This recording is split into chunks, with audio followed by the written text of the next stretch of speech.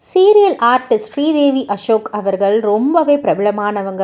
டக்குன்னு சொல்லணும்னா விஜய் தொலைக்காட்சியில் ராஜா ராணி, பொன்னி போன்ற பல சீரியலில் வந்து நடிச்சிருக்காங்க.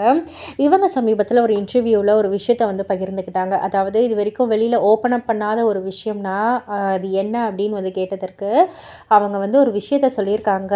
இவ்வளோ ஸ்ட்ரகிள்ஸை நீங்கள் வந்து ஃபேஸ் பண்ணியிருக்கீங்களான்ற மாதிரி தான் ரசிகர்கள் ரொம்பவே பிரமிப்பாக வந்து பார்க்குறாங்க. அதாவது அவங்களுக்கு என்ன ஆச்சுன்னா, அவங்களுக்கு குழந்தை பிறந்துச்சு, எல்லாருக்குமே தெரியும்.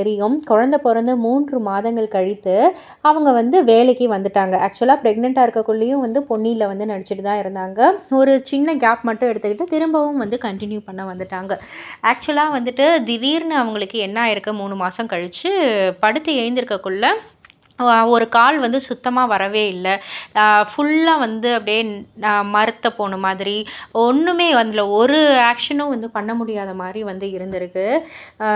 என்னன்னு வந்து ஃபர்ஸ்ட்டு புரியாம அவங்க குடும்பத்தார்கள்லாம் வந்து எழுந்திருக்க நிக்க வச்சிருக்காங்க. ஆனா நிக்க முடியாம டக்குன்னு விழுந்திருக்காங்க. ஸோ ஐய்யயோ! என்ன ஆயிடுச்சுன்னு தெரியலையேன்னு சொல்லிட்டு, அப்போ வந்து பொன்னி ஷூட்டிங்கும் நடந்துகிட்டு இருக்கு. ஷூட்டிங் ஸ்பாட்ல வந்துட்டு கொஞ்சம் பிரேக் எடுத்துக்கிட்டு ஃபோன்ல வந்து கன்வே பண்ணியிருக்காங்க. பிரேக் கன்வே பண்ணி உடனே டாக்டர் கிட்ட போய் காமிச்சிருக்காங்க. ஸ்கேன்லாம் எடுத்து பார்த்தா L4, L5 disk bulge, S1 disk bulge அப்படின்ற மாரி வந்து சொல்லிட்டாங்களாம். ஸோ அதனால தான் இப்படி இருக்கு அப்படின்னு சொல்லிட்டு. ஸோ உடனே வந்து டேப்லெட்லாம் குடுத்துருக்காங்க. அந்த டேப்லெட் மூலியமா கொஞ்சம் அந்த பெயின் ரிலீஃப் ஆகி கொஞ்சம் போய் அப்படியே ஷூட் பண்ணியிருக்காங்க. இருந்தாலும் அவங்களால ரொம்ப நேரம் நிக்க முடியல. எதுவுமே வந்து செய்ய முடியல.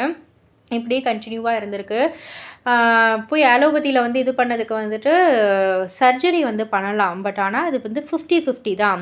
சர்ஜரி வந்து சரியா ஒர்க் அவுட் ஆகலன்னா, நீங்க கடைசி வரைக்கும் வீல் சேர் தான் அப்படின்ற மாரி சொல்லிட்டாங்க. எனக்கு சர்ஜரியில வந்து உடன்பாடு கிடையாது. அதுக்கப்புறம் வந்துட்டு நான் கேரளா வைத்தியம் பார்த்தேன். சித்தா வைத்தியம், ஆயுர்வேதிக் வைத்தியம் எல்லாத்தையுமே நான் வந்து ஃபுல்லா நான் வந்து ட்ரை பண்ணிட்டேன்.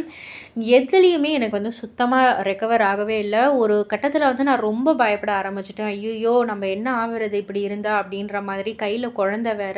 ஸோ, அதனால நான் ரொம்ப ரொம்ப பயந்தேன். அதோடையே தான் நான் வந்து இந்த டேப்லெட்ஸ் எல்லாம் வந்து அப்பப்போ ஒரு இப்போ டெம்பரரி ரிலீஃப்காக டேப்லெட்ட போட்டு ஷூட்டிங் நான் பண்றது, திரும்ப வந்து உட்கார்றது. அதுவே என்னால ரொம்ப நேரம் நிக்க முடியாது, நடக்க முடியாது, எதுவும் செய்ய முடியாது. ரொம்பவே சிரமப்பட்டேன். கடைசியா ஒருத்தவங்க மூலியமா ஒரு ஃபிசியோதெரபிஸ்ட் கிட்ட போயிட்டு, அவங்க வந்து 2 சிட்டிங் வாங்க அப்படின்னு வந்து சொன்னாங்க. அதே மாரி 2 தடவ போயிட்டு வந்ததுக்கப்புறம் என்னால எழுந்திரிச்சு நிக்க முடிஞ்சது ஒருத்தவங்க ஹெல்ப் இல்லாம. ஆ ஆனா பயங்கரமான ஒரு பெயின். அவங்க வந்து தெளிவா சொல்ட்டாங்க. நான் சொல்ற எக்ஸர்சைஸ் எல்லாம் நீங்க கடைசி வரைக்கும் பண்ணணும். அப்படி பண்ணா மட்டும் தான் இதுலேருந்து உங்களுக்கு ரிலீஃபு. அப்படி இல்ல அப்படின்னா உங்களுக்கான பெயின் வந்துட்டு தான் இருக்கும் அப்படின்னு சொல்லிட்டு, இப்பவும் வந்து என்னால ரொம்ப நேரம் அதாவது அவங்களும் அது வந்து சொல்லிட்டாங்க. ரொம்ப நேரம் நடக்கக்கூடாது, ரொம்ப நேரம் நிற்கக்கூடாது. அண்டு டயட்டு, ஜிம்மு அது இதுன்னுலாம் வந்து பண்ணக்கூடாது. ஜிம் எக்ஸர்சைஸ் அதெல்லாம் வந்து பண்ணக்கூடாது. அந்த மாரி ரொம்பவே வந்து சொல்லிட்டாங்க. குனியக்கூடாது இந்த மாரிலாம். ஸோ நானும் அதெல்லாம் வந்து ஃபாலோ பண்ணிக்கிட்டு, அவங்க சொன்ன எக்ஸர்சைஸ் தினமும் செஞ்சுக்கிட்டு இருக்கிறதால தான் என்னால இப்போ வந்து நான் எழுந்திரிச்சு நடக்க முடியுது, எல்லாம் செய்ய முடியுது. அப்படின்னு சொல்லியிருக்காங்க. ஸோ சமீப காலமாகவே வந்து இந்த டிஸ்க் பல்ஜ் அப்படின்றது வந்து நெறைய பேர வந்து அஃபெக்ட் பண்ணிக்கிட்டு இருக்கு. அதனால வரக்கூடிய வலி, அந்த ஒரு இத வந்து யாராலயும் வந்து விவரிக்க முடியாத அளவுக்கு வலி அப்படின்ற மாரி தான் வந்து நம்ம ஸ்ரீதேவி அவர்களுமே வந்து சொல்லியிருப்பாங்க. ஸோ இவ்ளோ கஷ்டங்கள வந்து தாண்டி இந்த இண்டஸ்ட்ரியில இருக்கிறதுன்றது மிகப்பெரிய விஷயம். அதுவும் கையில ஒரு குழந்தையோட அப்படின்றது. ஸோ இத பத்தி நீங்க என்ன நினைக்கிறீங்க? உங்களுடைய கருத்து என்ன? அப்படின்றத கீழ உள்ள கமெண்ட் பாக்ஸ்ல குறிப்பிட்டு சொல்லுங்க. மறக்காம சேனலை சப்ஸ்கிரைப் பண்ணி பக்கத்துல உள்ள பெல் ஐகானை கிளிக் பண்ணிடுங்க.